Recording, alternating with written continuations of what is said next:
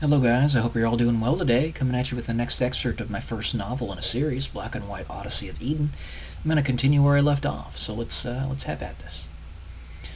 A single choice can change everything. The scientist continued to encourage the soldier, curious as to where this path would eventually lead. Of all the possible histories he had lived, up until now, this had never happened. The farther the officer traveled, the more distant the gunfire became, until he reached the cabin and tore open the rotting door. As the scientist watched, undetected by the soldier, a cloud of dust enshrouded him, which was followed by an explosion. No, the scientist pleaded to the wilderness. He started walking slowly toward the building, mouth half opened in expectation at what would be revealed. Not again, he said defiantly, now running. As the smoke cleared, the child laid lifeless, caressed in the soldier's left arm, his right using the scimitar to prop himself up off the ground. The officer had triggered a tripwire hidden inside the now shelled-out structure. Miraculously, he had survived the trauma. The child's body, as if the butt of a dark cosmic joke, had shielded the soldier from the blast, taking the brunt of its devastation. Though it only prolonged his life for a short time, long enough for an insurmountable sense of futility to permeate his soul. What was he thinking? The scientist wondered. So he listened. Is it impossible to change this? Does everything I do only lead to more death? I tried to help this child, and only used him as a shield. The soldier used his remaining energy to humble himself, as tears began to roll uncontrollably down his face, and his shredded body began to convulse with sorrow, gunfire ringing in the distance.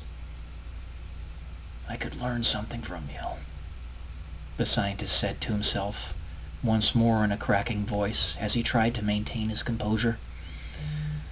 Collapsing to his knees himself, he unwittingly mirrored the soldier, futility swelling in his mind. 500 years, and nothing's changed. Can it? No, he hollered. I will change this. He stood up, Kalashnikov in hand. The soldier looked up, his bloodshot eyes finding their way to the subtle movement in the room. He no longer cared if he was met by American soldiers, children, his own men, or God himself at this point. His soul had been broken. Standing before him was the scientist, draped in his tattered green overcoat, gas mask on, Kalashnikov in his left hand. Alas, there would be at least someone present for the soldier's final testament. He would not die without giving away his selfishness.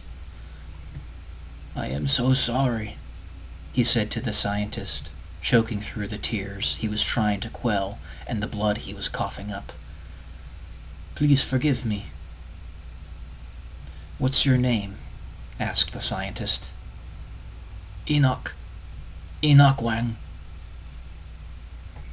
The scientist knelt down to Enoch's level and gazed into his eyes. Enoch shakily raised the hand holding the scimitar, handing it to the scientist. The scientist stared at it for a moment, then grasped it. I forgive you, Enoch. Enoch then broke into a full sob, child in hand, coughing up even more blood as he did. The scientist embraced him. You will not die alone. Enoch's sobs became weaker and weaker, and in only moments he was silent. His body lay limp upon the scientist's shoulder. The scientist then gently rested Enoch's head upon the ground and stood up, Kalashnikov in one hand, scimitar in the other. Enoch, the scientist whispered to himself, you deserve for this to work. It will work. "Follow me," hollered Thomas to the group as they hurried through the forest, mortars blasting through the air around them, gunfire off in the distance.